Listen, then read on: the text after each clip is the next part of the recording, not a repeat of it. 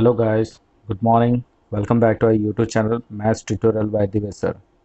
This is our lecture number 10, chapter number 3, trigonometry function, class 11. In our previous segment, we discussed about principal solution and general solution of trigonometry function, and today we will do some example. So stay with me. Let's begin our class. So यहाँ पे हमने कुछ question लिखा है, उसको solve करते हैं, फिर कुछ होमवर्क मिलेगा, आप उसको भी सॉल्व करना. So find the solution of sine x is equal to -√3/2. तो जनरली ज़्यादातर अगर पूछा जाता है सोल्यूशन तो इसका मतलब जनरल सोल्यूशन होता है. अगर प्रिंसिपल सोल्यूशन मेंशन नहीं किया है, आप उसका जनरल सोल्यूशन ही ढूंढो. तो पहले वही करते हैं हम लोग. That is find the solution of sine x is equal to -√3/2. तो इसको हम लिखते हैं that is sine x is equal to minus sine π/3. तो हम लोग लिखते हैं sine x is equal to minus sine π/3. तो साइन π/3 मतलब हम क्वाड्रेंट ड्रॉ करते हैं. साइन जो है यहाँ पे और यहाँ पे पॉजिटिव है, बाकी दोनों में नेगेटिव है. तो नेगेटिव है तो हम कोई भी एक लेके कर सकते हैं, आगे बढ़ सकते हैं, या फिर दोनों लिख सकते हैं, कोई प्रॉब्लम नहीं है. तो यहाँ पे है तो इसको हम लिख सकते हैं पाई प्लस π/3, या इसको लिखेंगे तो 2π माइनस π/3. तो बेटर एक ही लिखते हैं. तो sine x is equal to sine pi minus π/3. तो क्लियरली ये हो जाता है sine x is equal to 3π minus pi plus π/3. Minus नहीं, आगे बढ़ रहे हैं तो प्लस. तो 3π प्लस पाई दैट इज़ 4π. तो साइन 4π/3. तो क्लियरली यहाँ पे हो गया sine x is equal to sine Y. तो डायरेक्टली फॉर्मूला लिखते हैं that is X is equal to n pi plus -1 to the power n Y. ये हो गया हमारा y, दैट इज़ 4π/3. तो ये हो गया हमारा जनरल सोल्यूशन. नेक्स्ट दिया है solve cos x is equal to half. तो cos x is equal to half कहाँ पे होता है? हाफ मतलब cos π/3 में cos π/3. तो cos x is equal to cos y है, तो डायरेक्ट फॉर्मूला अप्लाई कर लेते हैं. तो x is equal to 2n pi plus और माइनस y. y मतलब π/3. क्योंकि ये हमारा प्रिंसिपल था तो डायरेक्ट लिख दिए. नेक्स्ट है solve tan 2x is equal to minus cot x plus π/3. ये दिमाग में रखना, यहाँ पे tan है, यहाँ पे कॉट है. तो पहले इसको कॉट को tan में कन्वर्ट कर लेते हैं. तो हमें पता है tan 2x यहाँ पे लिखते हैं दैट इज कॉट, माइनस में है, कॉट माइनस यहाँ पे है तो π/2 प्लस थीटा लिख सकते हैं. तो cot tan π/2 plus x plus π/3 है ना.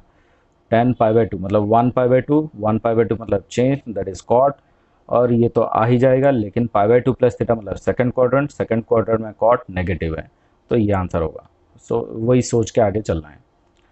तो ये हमारा हो गया tan 2x is equal to tan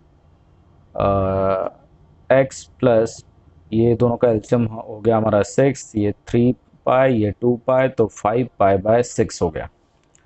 तो tan x is equal to tan y हो गया. तो डायरेक्ट फॉर्मूला लिखते हैं that is 2x is equal to n pi plus y that is 5π/6 plus x है. तो 2x माइनस x इस तरफ आ गया, तो x हो गया is equal to n pi plus 5π/6. ये हो गया हमारा जनरल सोल्यूशन. नेक्स्ट आगे बढ़ते हैं. सॉल्व. इस तरह क्वेश्चन हम दूसरे सेगमेंट में आ जाता है. ये तो डायरेक्ट था. ये इक्वेशन दे दिया है, थोड़ा लंबा दिया है, तो इसको कैसे सॉल्व करेंगे वो देखते हैं.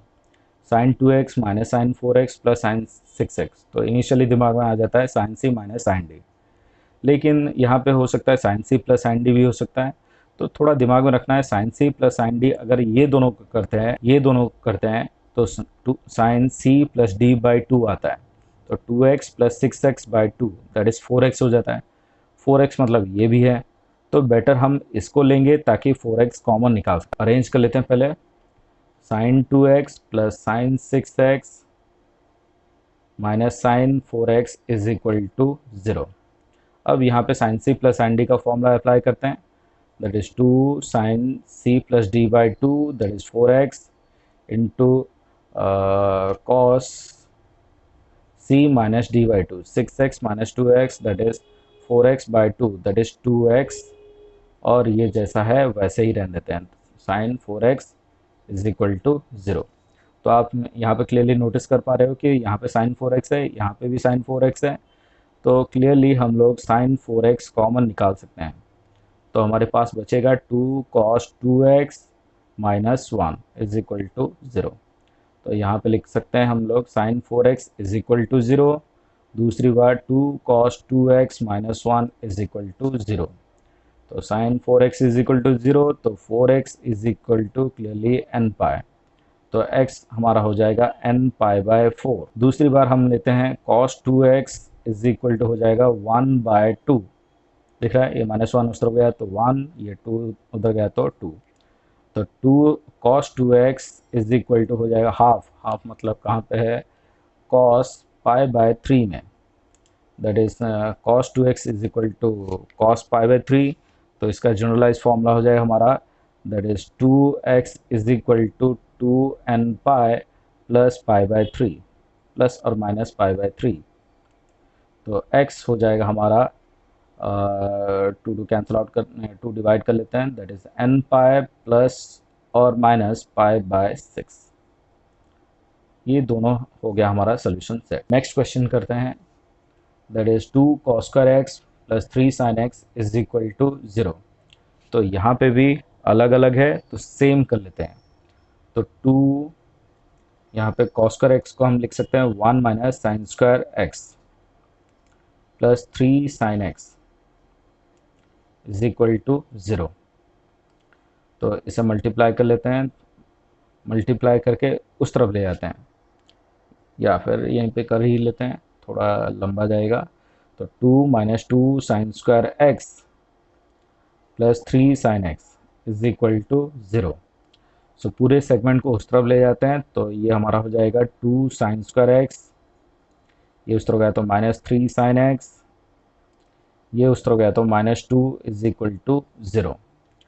तो अब इसे मिडिल टर्म फैक्टराइज कर लेते हैं, that is 2 sine square x, यहाँ पे माइनस 3 साइन x है, तो हम लिख सकते हैं minus 4 sine x plus sine x minus 2 is equal to 0। अब इन दोनों में से हम लोग sine x 2 sine x common निकाल सकते हैं, तो बचेगा साइन x माइनस 2, यहाँ पे प्लस 1 कॉमन निकाल सकते हैं, तो बचेगा sine x minus 2 is equal to 0। तो ये हो जाएगा sine x minus 2 is equal to 0। दूसरा केस अगर इसे सॉल्व करते हैं तो sine x is equal to 2 which is not possible, not possible. क्यों पॉसिबल नहीं है, क्योंकि x साइन की मैक्सिमम वैल्यू 1 है, मिनिमम वैल्यू माइनस 1 है, 1 और माइनस 1 के बीच में वो लाई करता है, तो 2 पॉसिबल ही नहीं है। तो डायरेक्टली हम दूसरे सेगमेंट में जाते हैं, दैट इज दूसरा सेगमेंट हमारा है 2 साइन x प्लस 1, मैंने लिखना भूल गया, 2 sine x plus 1 is equal to 0। तो sine x is equal to minus half हो जाएगा, तो sine x is equal to minus half मतलब माइनस साइन पाई बाय 6। तो sine x is equal to, यहाँ पे हम देखेंगे साइन x माइनस का कौन से क्वाड्रेंट में है, थर्ड क्वाड्रेंट और फोर्थ क्वाड्रेंट। तो बेटर लिखते हैं sine x is equal to sine pi plus pi by 6, pi by 6, तो 6 पाई प्लस पाई 7 पाई हो जाएगा। तो sine x is equal to sine 7 pi by 6, या तो x is equal to n pi plus और minus 1 to the power n 7 pi by 6। So ये सारे हमने एग्जाम्पल, कुछ एग्जाम्पल किया और कुछ क्वेश्चन मैं दे रहा हूँ जो कि NCERT एक्सरसाइज से है, वो आप उसको कॉपी कर लें और उसको सॉल्व करने की कोशिश करें। ये है हमारा कुछ एग्जाम्पल क्वेश्चंस।